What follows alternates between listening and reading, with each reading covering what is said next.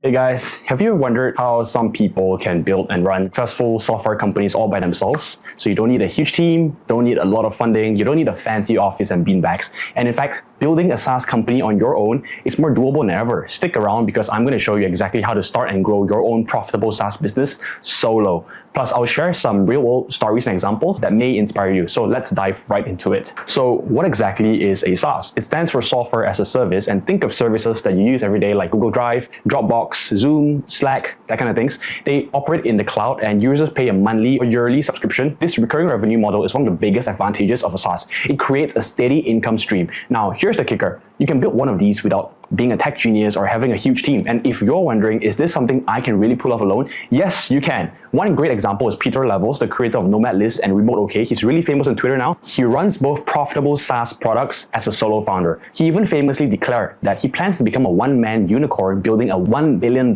business on his own. I started off really working in coding education, doing some e-commerce here and there.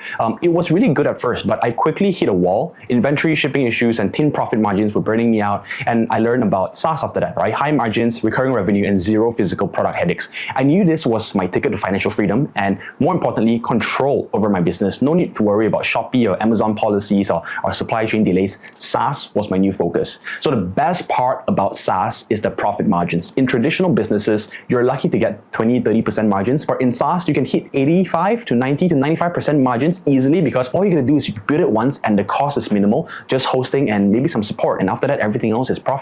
So take ConvertKit, for example. Nathan Barry started it as a solo project. It's now a multi-million-dollar email marketing tool with super high margins because the cost of running it are mainly just servers and support. So Nathan kept it lean in the beginning, focusing on just one key feature really well: email automation for creators. Another benefit, stability. Once people subscribe to your SaaS, they often stick around for a pretty long time. Think about how hard it would be to switch from a tool from something like Slack after your whole team is using it, right? Recurring revenue is the holy grail because it compounds month after month, every single month. However, let's get real for a minute here. SaaS isn't a magical bullet. The upfront work can be really painful. Just building the software, marketing it, supporting your users, all falls on your shoulder. Unlike dropshipping, where you can throw up a Shopify store and get running in a weekend, SaaS requires development time. But here's the silver lining. Once it's built, it's much easier to automate and scale it. Just look at Buffer. The founders started it solo. He admits it was pretty hard at first, coding the initial version themselves while managing the marketing, but once it took off, Buffer became a really successful design tech company. The upfront grind really does pay off. So step number one, pick an idea. You gotta validate the market first. So talking about your idea, the first rule is simple. Don't try and think of reinventing the wheel.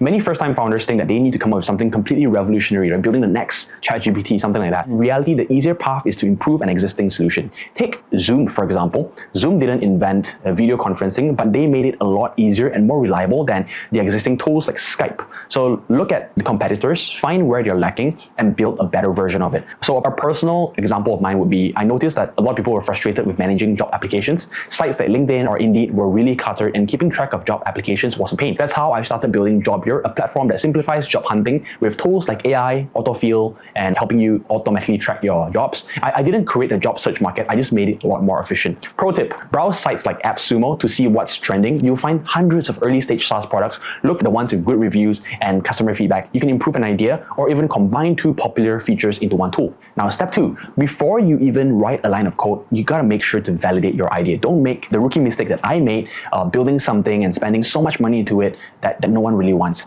Here's what I did with Jobyer. I created a landing page using something like Card, outlined the benefits of the product, and I shared it in some job search forums. I didn't have a product yet, but I asked people to sign up if they were interested. And guess what? I got over 50 plus signups in just 2 days. And that's when I knew, kind of shows that I had something worth building. And one of the questions I asked there was, how happy would you be if this tool existed? It's a scale of 1 to 10, and I got them to review for it. So real world validation like this really saves you a lot of time and a lot of money, and just saves you months on a project that no one really wants at the end of the day. So here's another example. Superhuman, the very popular email app, didn't launch until their founder, Rahul Vohra, had pre-sold the idea to dozens of people, proving that users would pay for a faster, more efficient email experience. Step 3, now it's time to build the MVP, the minimum viable product. Keep it simple, focus on just one core feature, right? The question you're gonna ask yourself is, if all this did was get people to sign up for one feature. What would that one feature be? Think about it. You're not building Facebook or Instagram here. Take Basecamp, for instance. When they launched, they only had basic project management tools. They didn't try to compete with the larger enterprise solutions.